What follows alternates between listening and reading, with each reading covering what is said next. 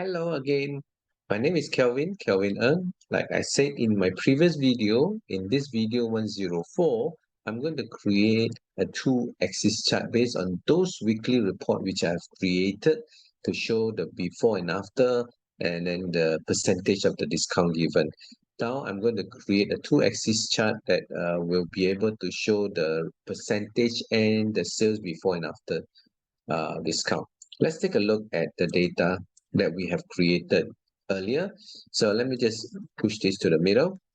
Now, what I'm going to do is I do not need the total discount to be shown. So I'm just going to make sure that it is not included. Go right click, show field list. So I'm going to take away the total discount out. That's it. Right now, I have my sales before, sales after, and also the percentage discount. Right. So that's my report so far. What I'm going to do is I'm going to create a two-axis chart now. Okay. Now I'm just going to use a normal column chart for this. I'm going to just try to arrange this nicely around the screen. Yep. Just trying to arrange it nicely. I'm going to take a blue color border for the chart, just like the first one. Now what is going to happen is I'm going to do like what I did just now. I'm going to take away the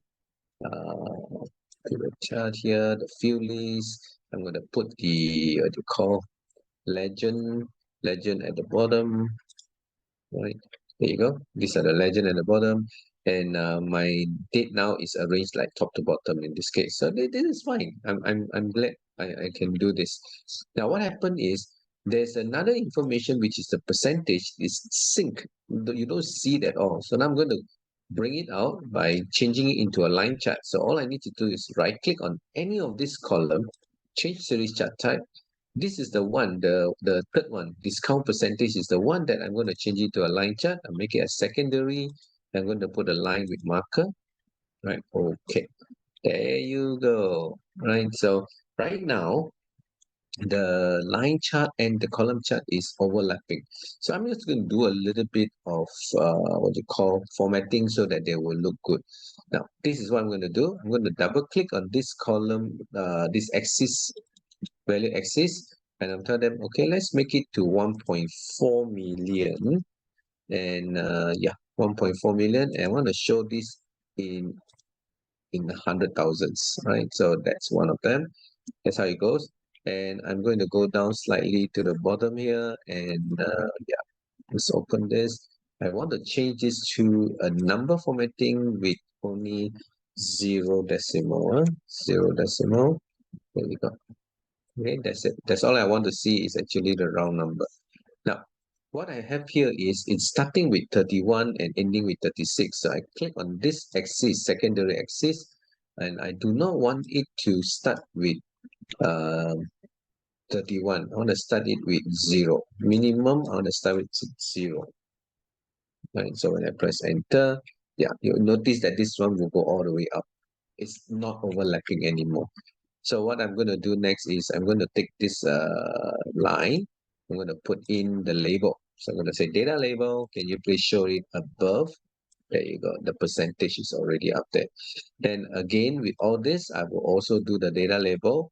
I'll say, let's say let's do it outside in. Same goes with the green, the orange color. Let's put it outside in. There you go. Beautiful, right?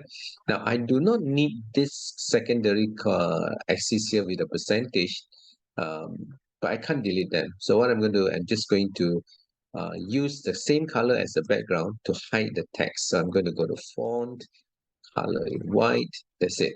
For this particular line, I can delete it. There you go. So this is the chart that I was talking about. Now, it says I have disconnected it from the slicer, then this chart is not going to be a dynamic chart. It's going to be a static chart, and this is the dashboard that I'm building. Right, I hope you like this two-axis chart that I have demonstrated. You can also try it out, and I hope there are more people that is going to be benefiting from this particular video. Like I said, always like and share and subscribe to my YouTube. So thank you so much, everyone. I hope you like this video. Right, it's a brief video, but it's very informative. So thank you so much. I'll see you in more videos to come. Thank you so much.